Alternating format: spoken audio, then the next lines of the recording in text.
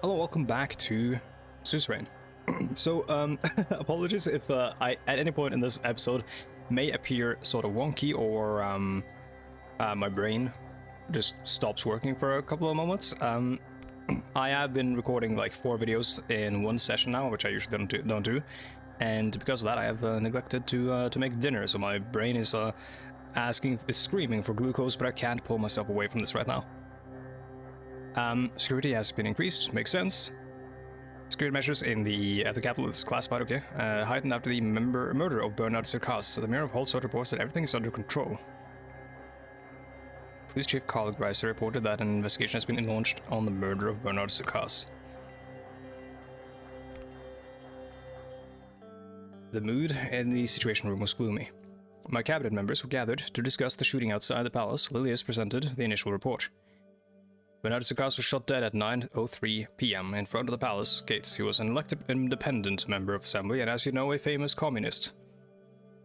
She spat the last word out with some distaste. The guards at the scene were 50 meters away and immediately took action by responding and killing the assailant, who was identified as a member of the nationalist organization, the Young Swords. The alleged connection to a number of armed attacks against the Swordish government. They are the youth organization that has close ties to National Front Party, and it has been described as NFP's militant wing. Kinda like their brown shirts, I suppose. The president and his family were unharmed, praise God.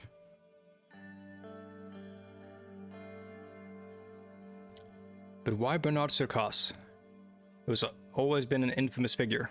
His poems had a large impact on the spread of communist ideas in Swordland. Many considered him a threat. Our investigations are suspecting a political assassination, since the Young Swords have been threatening the communists for some time. It sets a dangerous atmosphere where the left versus right political violence of the 1920s might spark once again. A return to those days would be devastating. The coups are the reason why our country stagnated for a decade. Nia Morgana, the Minister of Justice, sighed. The Red Youth has condemned the killing, but didn't stop there. They promised revenge. This will in turn spark further aggressions from the Young Swords. The whole cycle started because Bernard Circas expressed his views. We can't simply look away. He has always been one of the many members of the Justice Ministry truly deserving of the name. She had survived countless attacks on her character while fighting corruption within the ministry, and rising to power had only compounded her sense of moral duty. Freedom of expression is part of our constitution. We can't have anyone, let alone an MP, shot for voicing different opinions.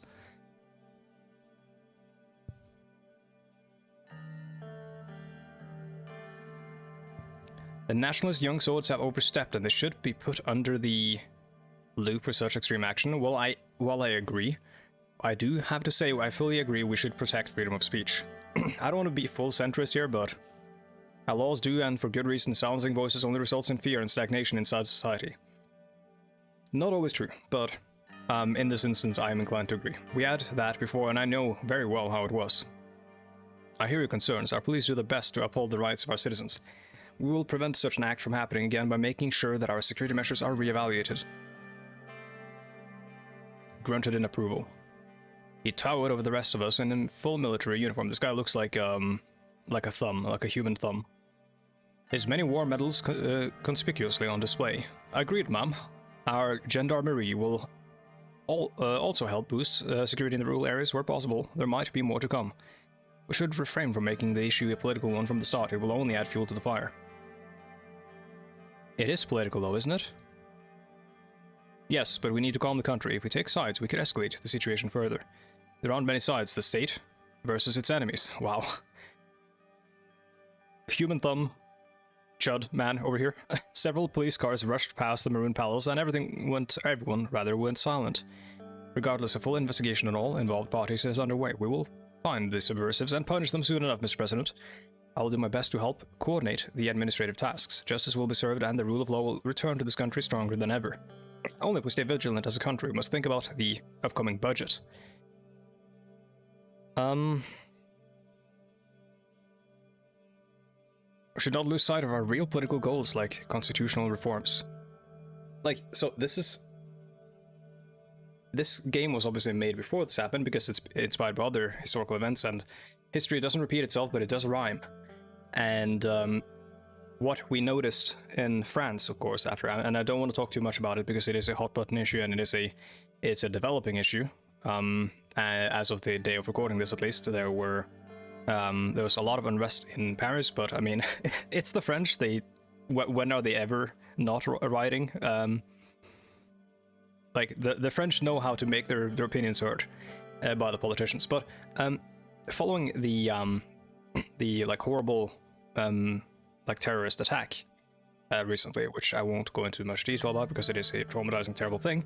You probably know what I'm talking about. If not, I'll just use euphemisms and refrain from going into detail. But following that, the backlash, the result, or sorry, the backlash, and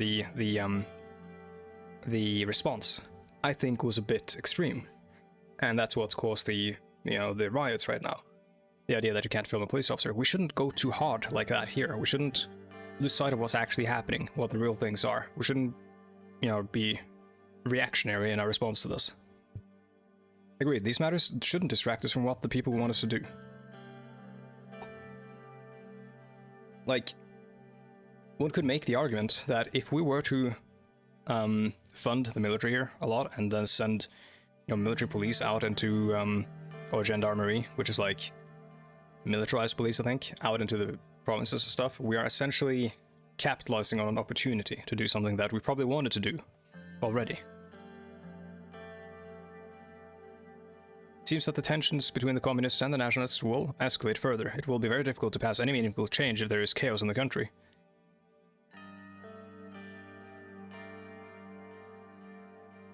We can't pass any constitutional reform in such an atmosphere. No use of worrying about it now. Let's analyze the effects first. We will cross that bridge when we come to it. This will be it for today. We will convene again soon. Thank you all, and keep us updated. Meeting concluded, and the ministers left the room with concerned looks. It was hard to anticipate what would happen next. Okay, well, I sort of know because I've played up until this point, but we are starting to reach the end of the demo. A few days later. This looks like the front page of a history book. Honestly. Like a history textbook, I mean. Or like a chapter entry or whatever.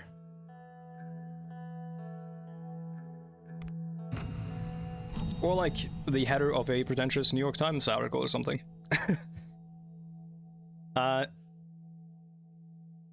Dinner with the family at home. Security briefing on the threats against Swordland. And those are our two events. We have issues going on here. Young Swords, a youth wing leader, dead after terror attack. Illegal KA-74 seized. Those are essentially AKs, I guess. A lot of bullets. The local Young Swords youth wing leader in Suzerain, Jack Toyren, has claimed responsibility for the organized attack in the Bluish market that resulted in the death of 7. He was found dead inside with 2 bullet wounds to the back of the head. The scene was organized to make it look like a suicide. What? Well, yeah, but like people don't usually kill themselves by shooting themselves in the back of the head. Horton critiques trade. Leader Agnolians diplomatically critiqued the imbalance of trade between our countries. Concerns were raised over how much more Swordland profits from the net trade in comparison to Agnolia. Well, come on, dude. Don't need this right now. None of this out of the deal bullshit. Smolak warns traitors. The latest diplomatic message from the leader of Velen warned us regarding our pathway from the mountains of Bergia that allowed traitors of the state to escape to Swordland. President Viktor Smolak has demanded that the border security be increased. He has also sent his best wishes about handling the protests in Swordland. Police understaffed. We're probably gonna have to deal with that. Police overburdened and nested. Yep, I'm guessing we have to deal with all those in an event. Communist Party leader suspected of bomb attack. An unattended bag in front of the NFP office in Valgen was destroyed by the police on suspicions of a bomb threat, which were then verified. Upon further investigation, the Communist Party leader of Valgen, Miltanu, has been arrested in connection to the incident. That's Valgen right there. Let's do the dinner. After a long day at the palace, I was finally home. I thanked Surge and walked through the front gates, nodding at the 2 guards as I went by. This stuff is like important for the characters and characterization. It's not super important for the plot. I opened the door and there she was, standing in front of me with expectant eyes. Papa, you're home. There's my beautiful princess. I lifted Diana up and hugged her while trying to put the keys in the tray next to the entrance. She was growing fast. Lifting her up was no longer as easy as it once was. Oof, that's enough of that. You're a big girl now. Yeah, I'm a big girl now. It just now happened. You leveled up. I put her down and her expression turned serious. Papa, are the bad men gone? Was there only one bad man, Diana? And yes, he's gone now. Mama, Papa's here. Monica appeared next to the kitchen door. She was wearing an apron and holding a spatula in her hand. Diana, what did I tell you? No running in the house. Yes, Mama. Monica approached me and kissed me on the cheek. A tantalizing smell wafted from the kitchen behind her.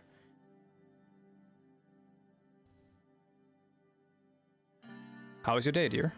Terrific. I finally got to do some grocery shopping, just like the old times. I'm making your favorite, you mean? Yes, svabli. Svabli is a classical wholesome delicacy, a vegetable and creamy sheep cheese sandwiched between thin layers of dough. It was absolutely my favorite dish, especially paired with kebbage, a potent, unfiltered wine from Bergia. It's my lucky day. What's the occasion? No occasion, I just wanted to cheer everyone up a bit. Especially after what happened at the ball. I'm worried, Anton, for you, for the children, and for the country. So am I. I'm hungry. We'll eat in just a minute. Will you help me set the table? Anton, can you tell Frank to come down for dinner? He's been sulking in his room all day. Understandable. Loud rock and roll music echoed down the hallway from his room. I caught a faint hint of cigarette smoke. I'll knock on the door. There was no response. Knock on the door again. Still no response. Bang on the door. Alright. He unlocked and opened the door. What do you want?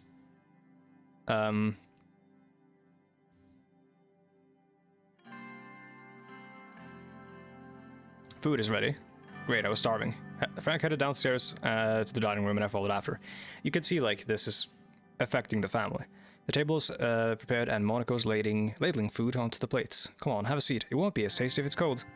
As we started eating, the room went quiet. Monica's cooking was as delicious as ever, but I had the feeling that that wasn't the reason nobody spoke. Monica was the first to break the silence. Say, did you know that they refurbished their grocery store? I don't know if you remember. The owner has been there every day for the past 30 years. Can you imagine doing the same job for so long? What if you were president for the next 20 years, for example? Don't want this country to suffer under another soul. Agreed, that must never happen again. Anyway, the grocer really is a nice person. He threw in some extra vegetables with me, and then Frank suddenly slammed his hands on the table, rattling the china. Monica, Diana, and I stared at him. So this is how it's going to be. We're just going to sit here like nothing happened. Dad, you could have been killed. Mom could have been killed. Any of us could have died. Diana's lower lip started trembling. Monica put her hand on Frank's shoulder.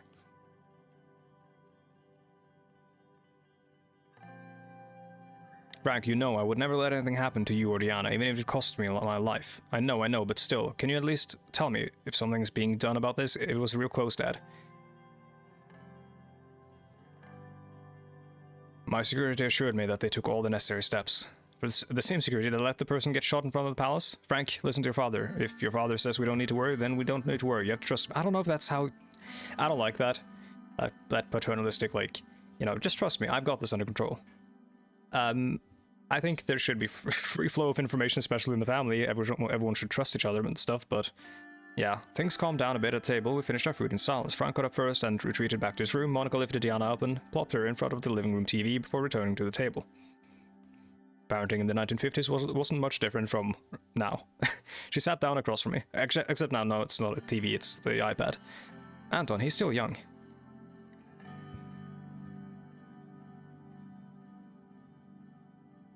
I know, but there's not much longer we can shield him from the ugliness of the world. He's scared, Anton, and frankly, he isn't the only one. What if is he gonna, like, join one of the radical groups?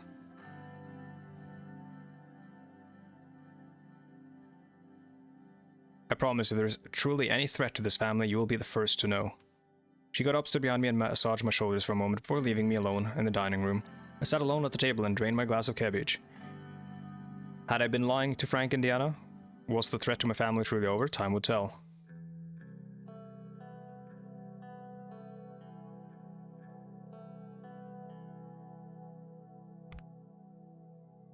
BFF activity in the capital? Best friends forever? Bluish Freedom Front. They are the militant political organization based in the Bluish region in Swordland, so in southwest. And Valen, since the Izam incident in 1933, the BFF had been involved in an armed conflict with the Swordish state, with the aim of achieving an independent Bluish state. They're kind of like the AIR, no, not the IRA, that's not a good analogy, but yeah, they're like separatists. Right? The Izam incident was foundational moments of the Bluish movement. The Sol Dam project, which was proposed as a long-term solution to Burgess and Swordland's energy problem, began its construction. It was home to an old Bluish village called Azam, which was planned to be evacuated and razed to open the way for the dam. There were a series of protests. On the 7th day, a group of military personnel arrived at the scene as a reaction to the protests' increasing size. On the 10th day of the protests, a village elder named Watani Ashraf was shot by one of the soldiers. That caused the protests to turn violent. The entire group of protesters were killed that day by the group of soldiers who were ordered by Tarkin Sol himself to make sure the construction was underway. Consequently, Azam was razed and the construction of the dam started soon after. That is sort of like a genocide, yeah. That's not cool. Not very based, not very progress. Security briefing on threats against Swordland. Arrived in front of the doors leading to the Situation Room. Today's security briefing was arranged in two parts, starting with the internal matters and moving on to external matters after a short break. The Minister of Interior, Lilis Graf, and the Minister of Justice and Law, Nia Morgana, would join us for the first part of the law enforcement briefing. For the second part, Minister of Defense Josef Langseo would join with a few high-ranking officials, including the Chief of the Armed Forces, Vulcan Kruger, as the most German as scary name. I opened the door. Lucian, Nia, and Lilis rose from their seats. Sir, please take your seats. Everyone in the room sat down except for Lucian. He put on his glasses and went through the documents in front of him. Shortly after, he raised his head to address the attendees. Mr. President, ladies, we will kick off today's meeting with the internal security briefing. I'm assuming everyone has already been over the agenda. We all have busy schedules, so without further ado, I will jump onto our first topic. As we feared, the political atmosphere has worsened. The reports around the country indicate that tensions are rising as we feared. What is the status of the Bernard Circas investigation? I've received news this morning that the investigation into the murder of Bernard Circas has concluded. Great news, I'm eager to hear about the details. After further research and testimonies, we have confirmed the intentions and also the events leading up to the shooting. A few days prior, a member of the Red Youth initiated a violent attack on a Young Swords local leader in Jen. We believe the Young Swords then called for revenge, leading to the death of Mr. Circas. Since he often spoke against the Young Swords and nationalist sentiments in the assembly, he was a big target, not to mention his radical communist views. Radical. Swordland just lost a great writer, for what? It is unfortunate, but it was likely an incident that would happen. Lilis hands over the report and pointed at a highlighted section in the document. The investigation revealed a very troubling fact. The funding sources of the Red Youth have a clear link to United Contana. This is proof that they are meddling in our affairs. Exactly. Several Red Youth members with ties to United Contana have been detained, and the information extracted from them points to a preparation for a communist uprising in Swordland. It isn't unusual for superpowers to influence other nations, but I think in this case it is a little far-fetched. The left lacks popular support in Swordland. Nia eagerly lifted her hand. I motioned for her to speak. I went over the report in detail. It would be wrong to jump to conclusions about a clear foreign interference yet. United Contana has humanitarian and cultural ties with many countries, including Swordland. Yeah, I don't want to jump to conclusions immediately either. Nearly 3 decades ago, they founded General Rickard and tried to establish a communist dictatorship in our country. It was not for Colonel Sol, we would still have seen the real crisis. She took a sip from her glass of water and continued. Our police chief, Carl Reiser, has linked the funding channel to the United Contana consulate in Benfi. As we all know, the enemies of Swordland are many, but we also have threats inside the country. Country always has issues. This is a part of our job. If we give up essential freedoms to purchase temporary security, we deserve neither freedoms nor security. I agree. This is debatable, but yes, we know that more security and surveillance costs this country, more security costs this country to suffer under President Sol, I'm guessing is what it's meant to say. Let's not forget that President Sol, God bless him, brought stability after a long period of bloodshed and chaos. But moving on, again, that romantic nostalgia for the dictator, not uncommon in a lot of post-dictator countries. Our highest internal threat comes from the estimated 20,000 strong Bluish Freedom Front, led by the imprisoned Dulan Arj. They are a banned political organization, now a militant force that is trying to incite racial violence. They make a lot of noise but have little substance. A barking dog doesn't bite. A barking dog doesn't bite. But that's not how terrorism works. A barking dog in terms of terrorism absolutely does bite, because the whole point is to create a show, right? So you gotta bark and you also gotta bite. Are they supported by our British citizens? To some extent. Luckily they couldn't attract a wider audience of Bloods, but they could potentially attract thousands of anti-British sentiment, if anti-British sentiment spreads in Swordland again. Our intelligence intercepted 2 crates filled with weapons close to the Rumburg border. I saw that. They were filled with military-grade KA-74s. Carlsington Automatica. Developed in the Kingdom of Rumburg by Michael Carlsington. First automatic rifle of the world. Refers to the year its initial design was made. So the first automatic rifle was built in 1874? Or designed in 1874, that's kind of insane.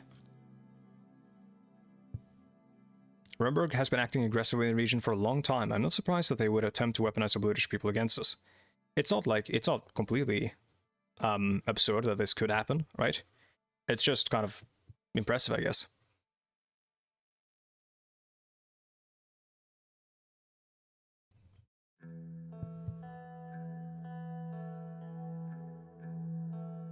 We need to be level-headed with Rumburg. They are looking for reasons to take action. They will play dirty while we play nice. It is a battle we will lose. I mean, that is true. This is grave news, but we must be careful not to stoke the fires of anti-British sentiment. What is the second most important threat? It is the gang violence that is threatening Nargis and Agneland regions. 2 prominent organized crime families are at war, and the potential for bloodshed is real. The Coronelli and the Skinner cartel. Lilius, I trust that you can handle them. I'm doing my best, sir. She sighed. I shall be honest with you, with our current capabilities, while we may not be able to prevent the further arming of separatists while maintaining order in Bergen, Nargis, and Agneland. The law enforcement budget isn't increased. I can't be fully responsible for what happens. Our police units are spread thin as it is. We have limited budget. I might increase the law enforcement budget. I might. We'll raid our country from separatists and violent thugs if you do so. I wish you would stop using the word thugs, Lilius. Yep. The real problem is corruption, which is fueling the gang violence, and is very likely the reason why these weapons were smuggled in. A higher budget would help us end that. I like her. Corruption is the root of all evil, after all. Corruption is a symptom of some evils. It's not the root of the evil. Your ministry must tackle the issue with persistence, Miss Morgana. No, we'll go that one. We can look into corruption once the weapons have been found and the gangs have been beaten. Just like the previous administration's kicking the can down the road. This is what's destroying our institutions. Yeah, you need to uproot the problem, right? You don't need to you can and should treat symptoms, but you also need to address the core issue. Thank you for the updates, Miss Graf, Mrs. Morgana. Thank you for the overview. Let's move on. 2 ministers left the room. We took a short break before continuing to the second point. Now we've got the military. General Kruger, the Chief of the Armed Forces. Yep. Mr. President. Joseph, welcome. I brought General Kruger with me due to the escalations on our borders. He had a strong jaw with sharp cheekbones, this Kruger, yeah. His tall stature, uniform and medals, combined with his deep and intense stare, made him look threatening. He was in his 70s, yet he had a bulky body that was the result of his commando training. Not only was he the second most decorated officer in Swordland, he was also the longest serving. Shake his hand. Joseph tapped his foot impatiently. He seemed uneasy with the presence of another high-ranking officer in the room. Gentlemen, thanks for coming to this significant gathering. Let's begin. Joseph and Vulcan took their seats at the table while the rest of the officers stood by the door. Mr. President, the situation of the western and northern borders towards Rumburg is very tense. We are observing deployments of divisions closer to our border. Rumburg has been acting increasingly expansionist in the past decades and also interfered in Agnolia, but now they have turned their sights on us. This concerns me very much. We are observing these these areas actively. Our contingency plans are ready. It seems like they want to increase the pressure both externally and internally. Mr. President, if I may. The picture is becoming clearer. The latest information from the interior about the weapons caches, and now there's an active military buildup on our borders. The entire situation was analyzed by our general staff, and our prediction is a future territorial incursion by Rumburg. I have complete trust in the General Staff. We will not let you down, Mr. President. The General Staff is composed of the smartest military individuals. I require an increase in the military budget to enlist some more soldiers, only then can we stand strong against our enemies. The enlarged armed forces will hold them at bay. Vulcan is right. We do need an increase in the military budget to have a more capable force to face a regional power. To defend Swordland, 2 of our most talented officers are voicing a common opinion.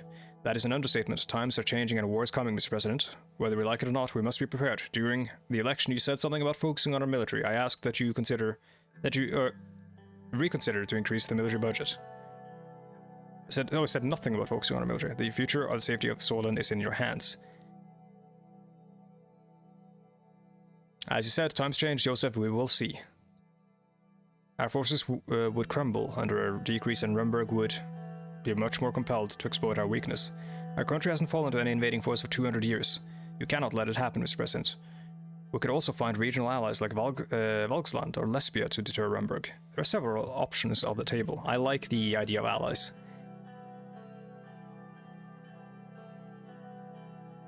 These options should be considered. They should be considered, but why pander to others when we can solve these issues ourselves? I don't like the... We have no true friends outside these borders. Yeah, I don't like this approach from the military guys. Everyone fell silent when the soldier entered the room and let Joseph Lanciel know that a call had come through from the ministry. Excuse me, Mr. President. He left the room. A few minutes later, he entered the room again. His expression has changed. Mr. President, there has been a Rumburgian military activity close to the Narbel border. Just spoke with the local commander. Vulcan, we should get to the ministry and get further updates from our branches. Understood. Raising military readiness is the first call of action, and if there is truly an extraordinary attempt, we will relay it to you immediately and wait for further orders, Mr. President. Remain calm. Make sure not to escalate anything further. Nobody wants a war. We will exercise utmost caution. President, hail Swordland, hail. Rumburg was already testing us, and the reports from the interior indicate interference inside our borders. Communists, nationalists, Bluish rebels, Rumburg expansionism. What was next? Swordland has always been a key piece in the chessboard and the global rivalry between Arcasia and United Contana, but in the recent years there was no such aggression from Rumburg. Not at these levels, at least. All it takes is one tiny spark for to start the flames of war. Exactly. The phone rang. Rumburg had decided to close their consulate in Lachaven, which is always a really, really bad thing. They might be posturing, but them closing a consulate in an area that possibly is where they're going to make the territorial incursion is terrible and very worrying.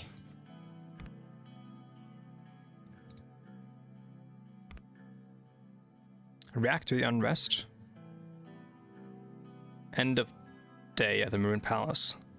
Arcasia develops world's first intercontinental ballistic missile. The Missile 4, an continental ballistic missile which has estimated capability to accurately destroy targets at thousands of kilometers range.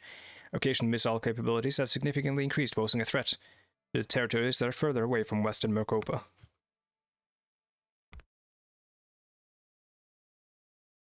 Let's react to the unrest.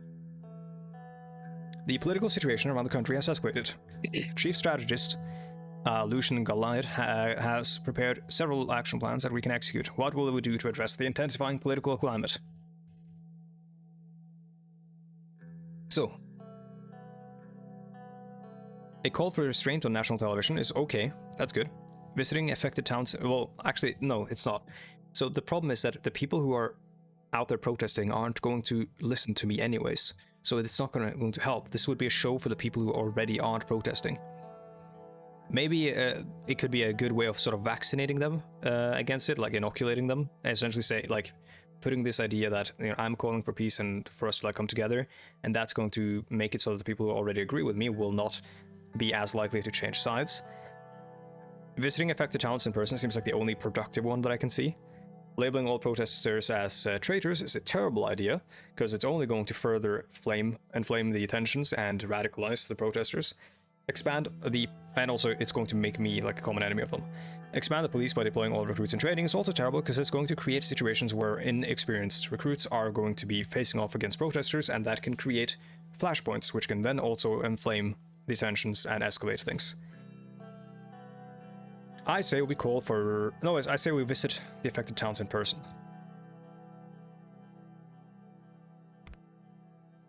And then end the day. The Ruined Palace was finally getting somewhat quiet. When I returned to my office at the top, I shouldn't have done this, because we were so close to the end of the episode. I eagerly approached my chair and sprawled out on it. It had been an exhausting day, just like every day since I took office. Light a cigarette. to help take my mind off my work stress for a minute. The smoke slowly rose towards the ceiling. I glanced downwards out the window and saw Surge and the guards waiting for me by the main gate. I heard a couple of knocks on the door. My secretary, Livia Suno, entered. Mr. President, Mr. Tusk is here to see you. Walter Tusk is a millionaire businessman, investor and the current spokesperson of the Lothar Group. You had a meeting with a Lothar spokesman. I'm so sorry for not giving you proper notice. Don't worry about it. After a moment, Mr. Tusk swaggered into the room.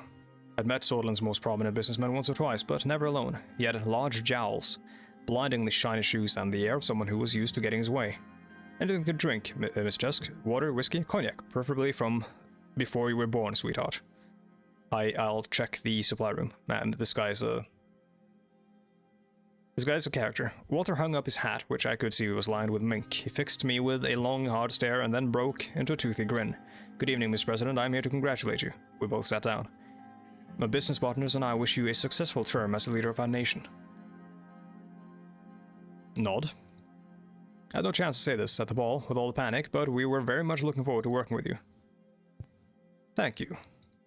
I'd like to build a profitable relationship between us. That being said, there are some concerns of mine and the people I represent, which I would like to take this opportunity to clear up. What are these concerns? The ruined state of the economy in Swordland has influenced everyone. The recession has hit us all hard. It doesn't seem like it. You have a mink hat on you. It doesn't seem like you've been hit hard. Walter pulled out a box of cigars from his jacket. I had these brought from Lesbia, the best cigars in the whole continent. Would you like to try one? Go ahead. I don't want to smoke. Walter grabbed himself a cigar and lit it. He looked towards the city scenery as he puffed away. So I'm not going to take any gifts or any, tiny thing that he offers me. This is him trying to massage me, right? I heard that you purchased stock from Armadine Industries, of course. Arcasia, smart buy. They are developing new gadgets that are going to be profitable.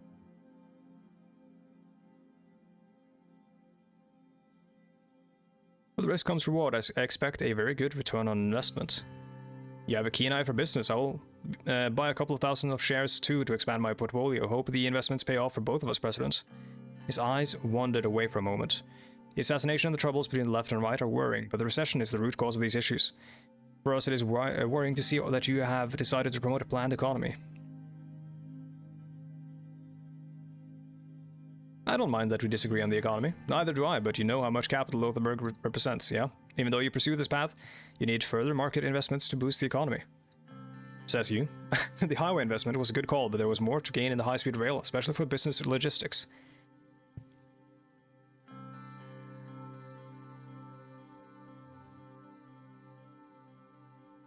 The Angland region was in dire need of investments. The most important goal is to divert investments where most profits can be made for the treasury. Is it?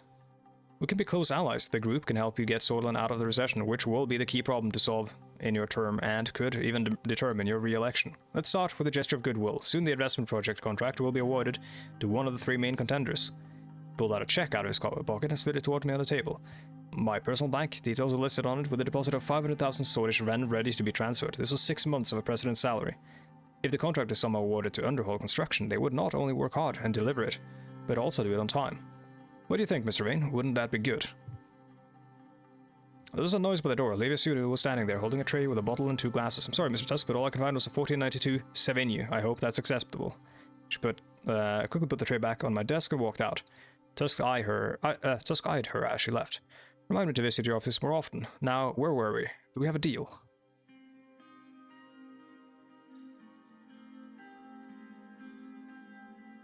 No, I will make my own decision. Walter sighed and pulled the check away, putting it in his pocket.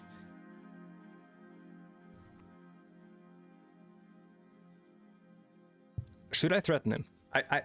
He's going to threaten me. He's going to, I'm pretty sure, regardless of what we do here, me not accepting the bribe is me saying I will not play ball. If he can't bribe me, he can't be sure that I'm going to work with him in a productive manner. He can't control me.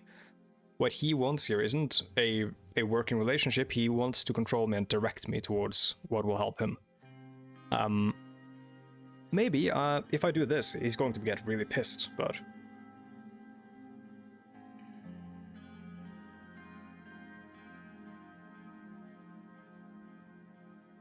I'm going to do this. I'm going to be a hardliner, actually. Be careful, Tusk, or you will have to make your deals in a prison cell. think we started off on the wrong foot here. My goal was to begin a mutually beneficial partnership, nothing more, I assure you. Well, I will excuse myself then. Thank you for your time. Oh, I almost forgot. Please say hello to Mr. Caronte for me. He smiled. Have a good evening, President. Walter stood up and grabbed his jacket and made his way towards the door. That is the threat. I'm pretty sure. He closed the door behind him and gathered my things and prepared to finally head home. As I walked out, I noticed Livia still there, covering up her typewriter for the evening. If I may be so bold, Mr. President, did you accept this offer? Of course I didn't. How could you even ask me that?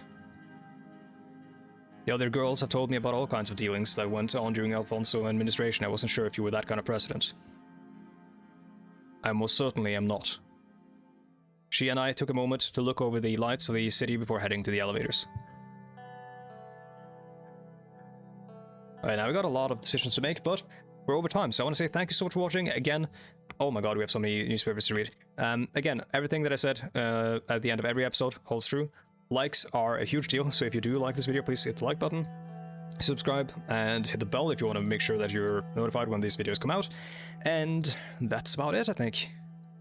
I read all your comments. If you have tips and stuff, I can't respond to them because I'm recording this in bulk before the game releases, but I will read them all. I'll respond to them, and if you have criticisms or tips, I will take them to heart, even though I can't actually do anything actionable about them. But thank you so much for watching, and I'll see you guys in the next one. Goodbye.